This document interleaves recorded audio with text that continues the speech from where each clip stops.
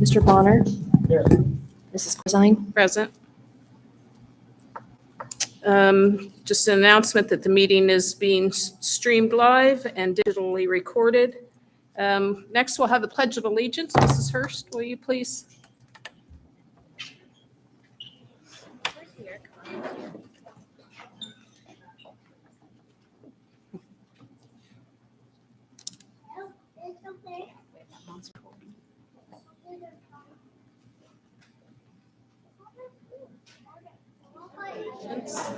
To the flag of the United States of America and to the republic for which it stands, one nation, under God, indivisible, with liberty and justice for all. Thank you very much. These are our spelling bee winners, is that right? Our October Bee Award winners. Oh, okay. For second grade, a few of them. Great, thank you.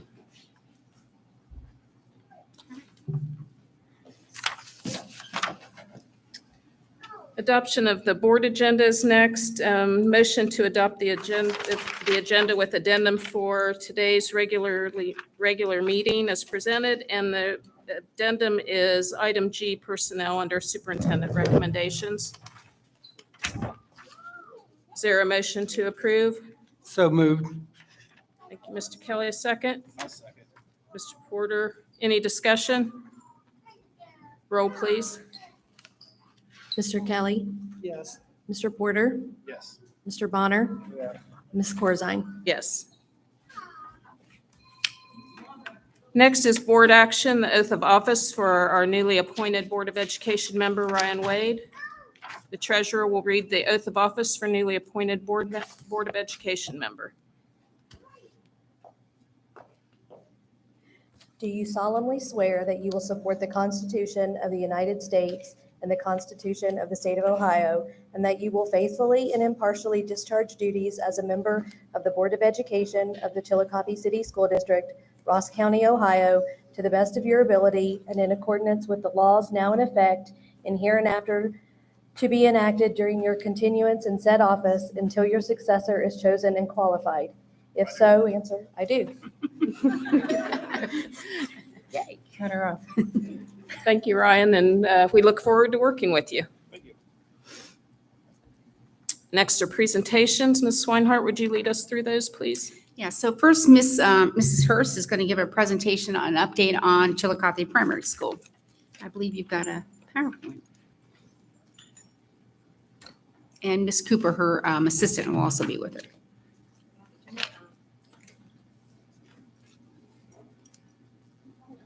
I don't, yeah, I do. How do I turn it on, Joe? Right there. Hello? There we go. Yes, we are a team here at CPS, so I had to have Ms. Cooper join me. So we are very excited about sharing with you all the amazing things that are going on in our building. We started the year focusing on a theme, and literacy is a big goal for us, so we each selected a book, Be You by Peter Reynolds, and it encompasses everything that we really want for our students and staff, our community, to be ready for those opportunities, to be curious. We are a STEM school. Be persistent when things may be challenging. Be kind and be brave. You have to be brave to be yourself and to be able to take that risk when others may be doing something a little different. So on that theme, you can see I'm wearing a shirt, and we have a special design on the back. Every single classroom teacher received the book and a t-shirt. And then this led us to our goals. So one of our big goals is to create an environment where everyone can thrive and be unique individuals. So we worked really hard with the teachers on what does it mean to work at Chillicothe Primary School? What can you add? What value? So it was really fun to see them working in their teams, How many years experience they bring? Yeah, that'd be interesting. Well, I don't know. How many years experience they bring and their different skill sets. And we had them hung all along the back wall for the first I think, trimester almost.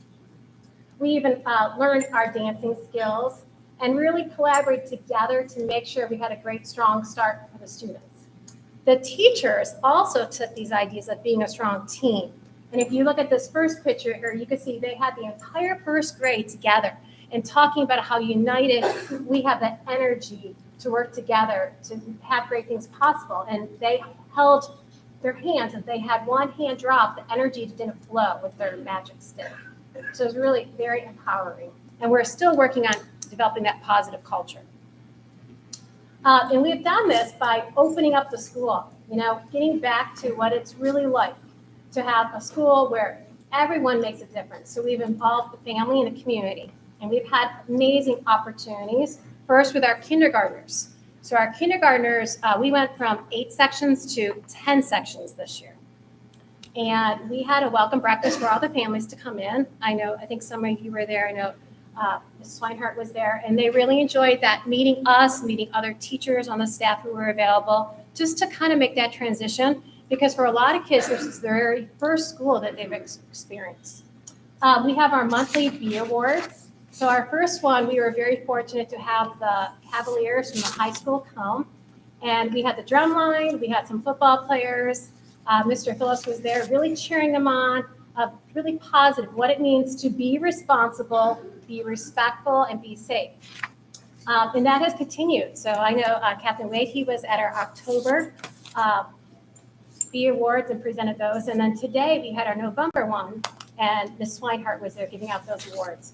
We also today were able to recognize 20 staff members who have perfect attendance and 29 students. So we're really focusing on attendance and making sure we get them in school. We had PASTA parents and presentations on parent-teacher conference night, which was an opportunity again to bring the community in to learn about all the great curriculum that we have going on. And of course, food does help. So we fed about 150 families. And Brenda Southworth was a huge part of that and organizing donations from the community to make that possible. Family bingo night.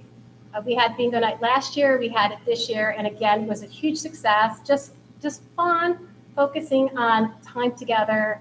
And of course, we had some great baskets that were created by families.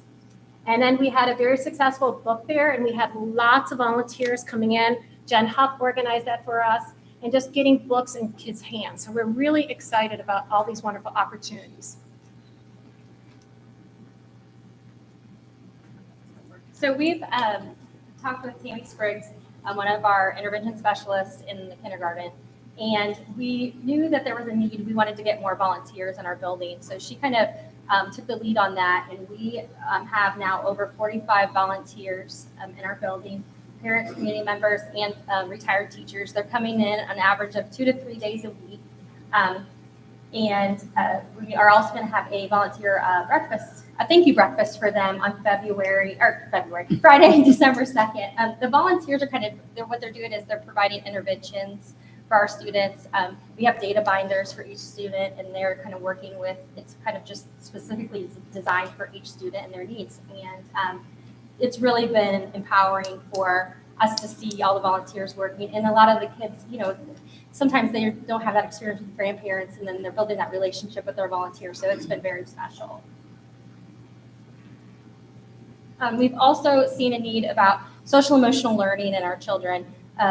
If COVID hasn't taught us anything, it's that mental health does matter. And we've seen that need. We implemented a new curriculum in our L&L class. And then we've also seen the need in kindergarten specifically. So we have been working with our behavior specialists, our social worker, and integrated services. And we, the last 4 weeks, have been providing lessons for all of our kindergarten students.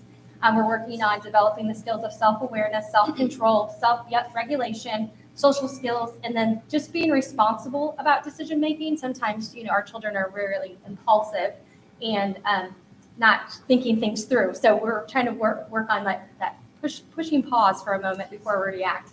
We also focus on the zones of regulation. We carry around these cards with us every day, and we talk to the students about where they're at, why are they there, and how can we get to where we need to be. We use this, the kids, it's been amazing. The kids are using this also. They're using that language with each other. I have a student that I was working with the other day. He's a second grader, had a very challenging day. I got a call down for a kindergartner. I brought him down there and he was like, hey buddy, like, why are you in the red? Like, what's going on? How can we get you out of the red? Which is amazing. So like he was using those skills. And the funny thing is about him is he didn't even recognize that, oh, wait, I already know how to do this. So that was pretty empowering. We also started this year with daily check-ins. So we have daily check-ins for all grade levels for all of our students.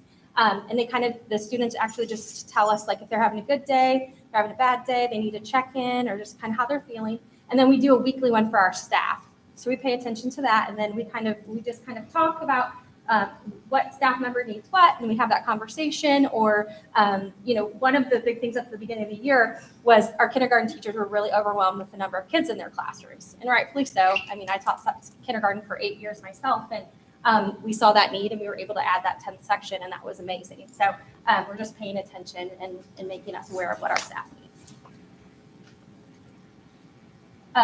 All students will achieve at least a year's growth or more. That's our overall goal. That's what we want. We're in year 3 of the Literacy Collaborative. We have implemented 95 phonics. Obviously, we're a STEM school. Our teacher teams are focusing on data. We've been hitting it hard with our TBTs and our BLT. It's been amazing. We're creating individual learning pathways for our students. And then we have gifted clusters in 1st and 2nd grade.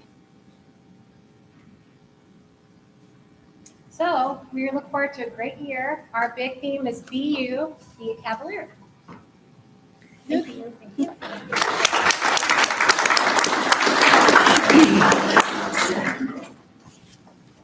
Okay, next up are the fall awards. Mr. Bonner, if you could come up and help me out.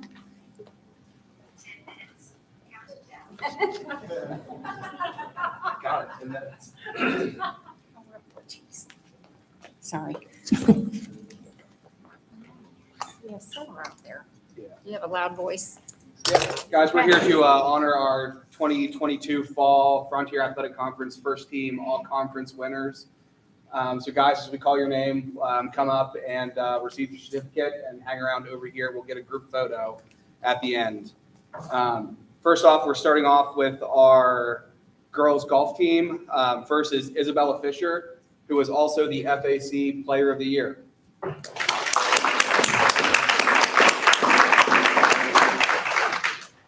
Next is Merrill Howler, first team All-FAC.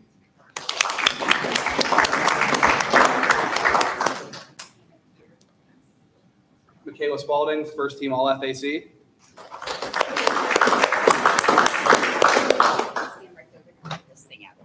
Julie Leemaster, first team All-FAC.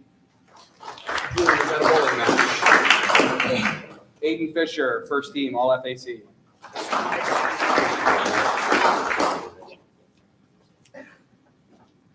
Caden Cook, first team All-FAC. Boys golfers, by the way. Next, our girls tennis team, FAC champs. And first off, Bella Flores, FAC Player of the Year. Kaylee Laughlin, first team All-FAC.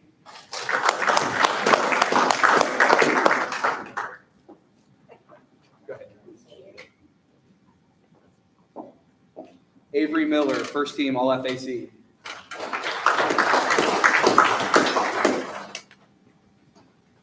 Now for our girls volleyball team, first is Avery Cox, first team All-FAC. Elizabeth Henson, first team All-FAC.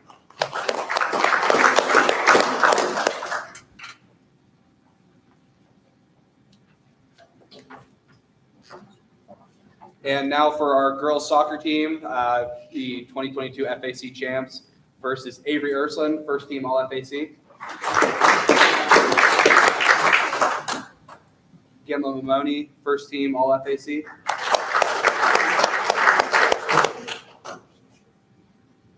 Addie Price, first team All-FAC.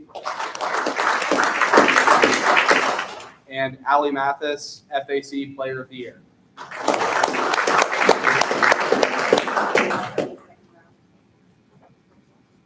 All right, and now our boys soccer team, also 2022 FAC champs. First is Danny Bentley, first team All FAC. Already up here, Caden Cook was FAC Player of the Year. Skylar Schrey, first team All FAC. Mason Sibrel, first team All FAC. And our girls cross country runners, first is Simone Florima, first team All FAC.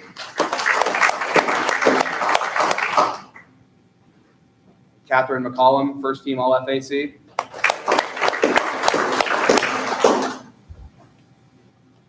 Alana McKenzie, first team All FAC.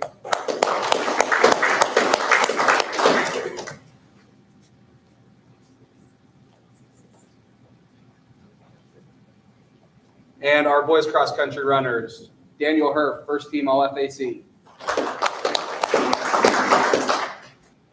Reed Proctor, first team All FAC. Sam Parker, first team All FAC. And last but not least, our football team, Maxwell Lee, first team All FAC. Tavion Galloway, first team All FAC.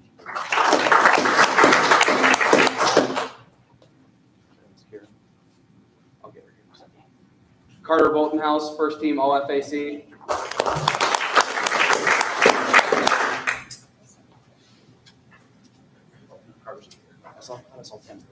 Evan Lake, first team All FAC.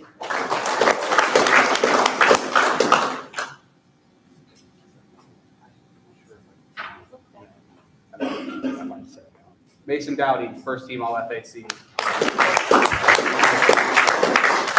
And I might have misplaced a certificate. We also have Kira Archer, who is first team All FAC.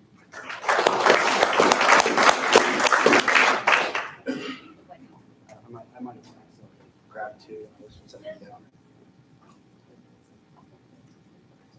Congratulations to all of our 2022 Fall All FAC winners.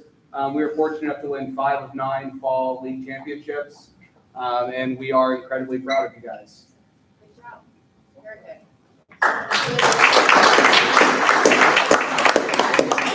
Stay where you're at. They want a photo.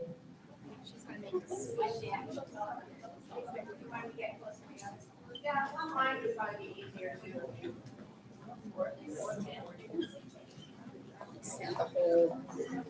Sharing. Yeah. You know the drill. No, I just want Mrs. Swinehart, Mrs. Corzine to actually get into the photo. What do you say?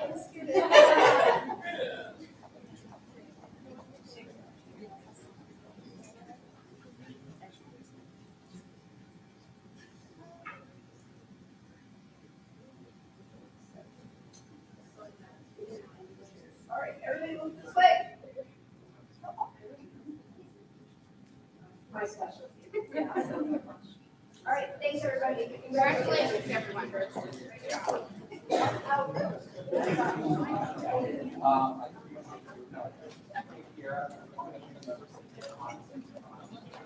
This one. Yeah, to you both sides. Congratulations, everyone. You had a great season. Appreciate it.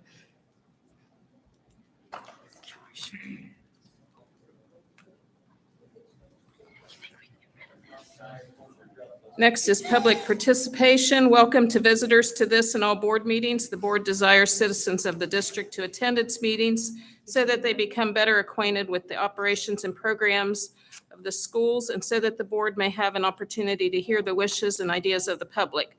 All meetings of the board are open to the public and the media. Is there anyone who wished to address the board tonight? Do you have I any didn't forms? receive any. All right, next will be our student liaison report. Muriel?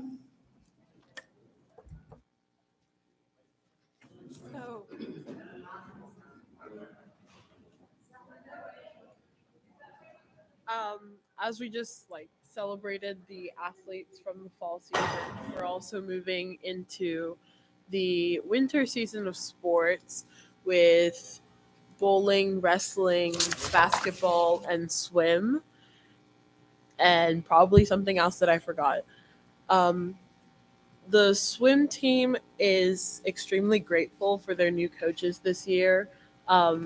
They feel as though in the years past, since about 2 years ago, since so many people were on the team and they had two coaches, the focus on how to really get better instead of just practicing and practicing wasn't there. But now that they have more coaches around, they can really be focused on individually and their needs can be met.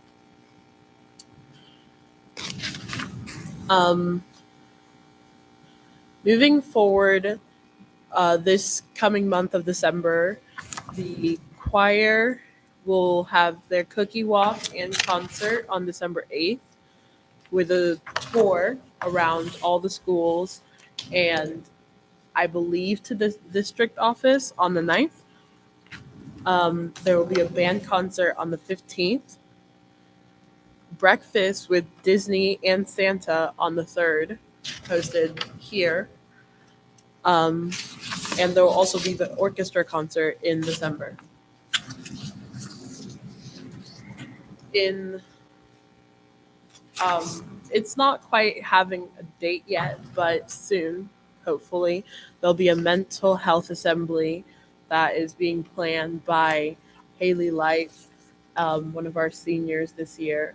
And she's hoping that through this assembly, she can raise awareness and help others feel safer expressing their emotions while at school. And there will also be the Black History Month Assembly, which is being planned, and with the help of the NAACP, we are hoping to have a success and have it open to the community so that everyone can celebrate. That's all. Thank you, Muriel. We appreciate it. Legislative update. Kelly Dennis was our legislative liaison, and Mrs. Zaylor's going to help us out with this until January when we have our organizational meeting. We'll appoint a liaison at that time. So recently, the Speaker of the House was decided upon for the 135th General Assembly, and that will be Derek Marin from District 47. The Senate President was, again, Matt Huffman from District 12. And I don't know if any of you all know or not, but your state representative lives here in Chillicothe. His name is Mark Johnson. And your Senate representative is Bob Peterson. I will encourage each of you to reach out to your state reps and the new Speaker of the House and the Senate President on behalf of public education and invite them. I know we have people in our administration, we're going to be asking them to come down and speak and tour our district and see the great things that are happening here in Chillicothe and remind them of the great things in public education. Thank you very much. Next, treasurer reports and recommendations. Mrs. Zaylor. So before I move on through my list, my recommendations are A through K. I will give a brief summary of our 5-year forecast. It looks a little bit different than it did in May with the preschool building coming in extremely over budget. We had no option but to put that on the shelf here recently, which meant that we had to get really busy and quickly busy on rewriting a grant, Dana and I. We didn't have anything better to do. So in summary, in rewriting that grant and using federal stimulus dollars to help conserve our general fund, we were able to push off negative cash balance beyond year 5 of our 5-year forecast, which is going to be greatly beneficial here in our district. So to give you an idea, remember that salaries and benefits are roughly around 77% of our expenditures every year. This forecast summary gives you our actual for '22. The dark shaded box is the total revenues that we bring in, and the gray shaded box will be our total expenditures estimated. You will see that in just barely in year '23 and '24, our revenues will exceed our expenditures. Again, this is because we are using federal stimulus ESSER dollars to help conserve our general fund resources. In year '25, those ESSER dollars all go away. You're going to see that that gray box exceeds our revenue in every year following. However, that is at a current level of staffing with minimal changes. So that would be operations the way they are today. You can see that that cash balance will stay at around 2.9 million. But I want to reiterate what that actually is. Because while that sounds like a lot of money, we still are going to have to watch our spending and keep an eye on that, because this is just revenue, surplus or shortfalls. Again, reminder that federal stimulus dollars helped conserve that general fund. This is a picture, just a summary to put things in perspective. The shaded boxes are expenditures, and that yellow line represents cash balance as a percentage of expenditures. So in year '27, our cash balance is only 8.4% of our total expenditures. That is obviously a declining cash balance. We cannot sustain that type of declining cash balance. And to put that even in more perspective for you, calendar days of cash on hand. So while $2.9 million sounds like a lot of money, it's really only 31 days worth of cash in that final year. That's 1 month. Recommended is 3 months. So I just want everybody, when you hear that Deb and I are asking questions on spending and needs and wants, we're always keeping this close. So I want to reference Kim and Megan on my daily check-in. I have been in the yellow and the red a lot recently, and I would like to stay green. So if you don't mind to bring that card around to me. Yeah, I like green. It's good. So with that, I'm glad that I can laugh and joke about that, because there's been a lot of days I've been in the red. Today was one of those. I think several people have commented my hair is down. It's because I haven't pulled it out yet today. And again, this is a reminder that there's a fair school funding plan out there in place. I've never seen a school in any state history receive double digits increase, okay?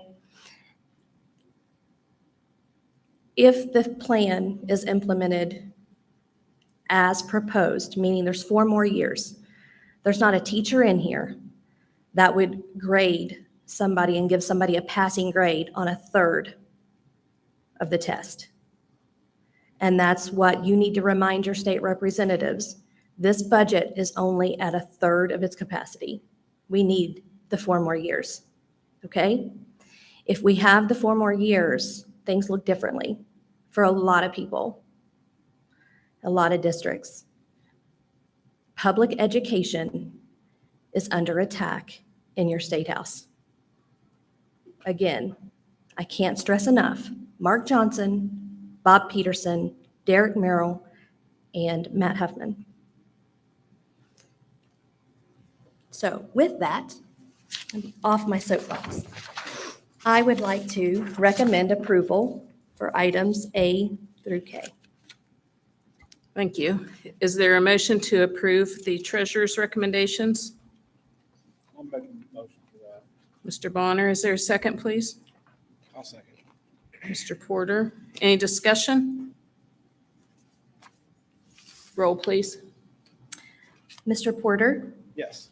Mr. Bonner, Mrs. Corzine, Yes. Mr. Wade, Yes. Mr. Kelly. Yes. Thank you. Superintendent recommendations. I'd like to recommend A through G and also recognize the 25-plus years of serving our students, Diane Spetnagel, who will retire at the end of the year, and Christine Baird, who will retire in February. She's a high school teacher. So A through G.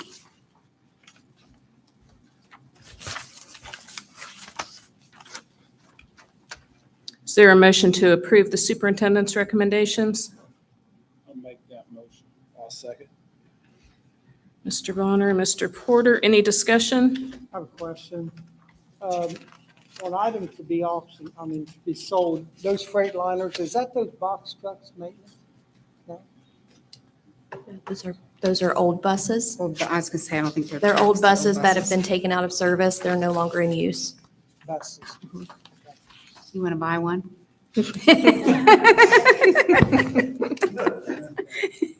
Always sounds like a good idea.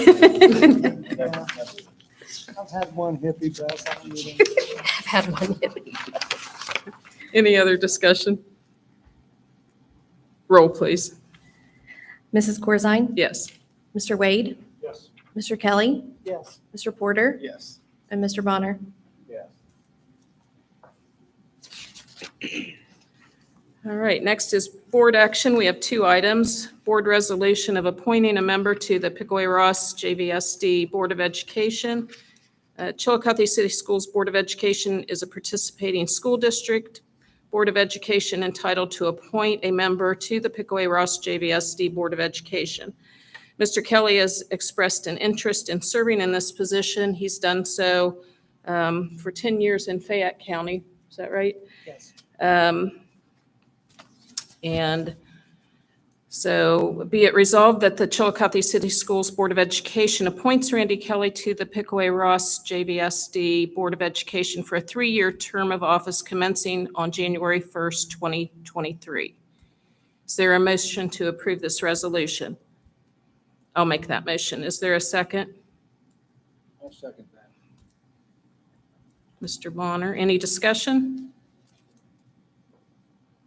Roll, please. Mr. Kelly, Abstain. Mr. Porter, Yes. Mr. Bonner, Yes. Mrs. Corzine, Yes. Mr. Wade. Yes.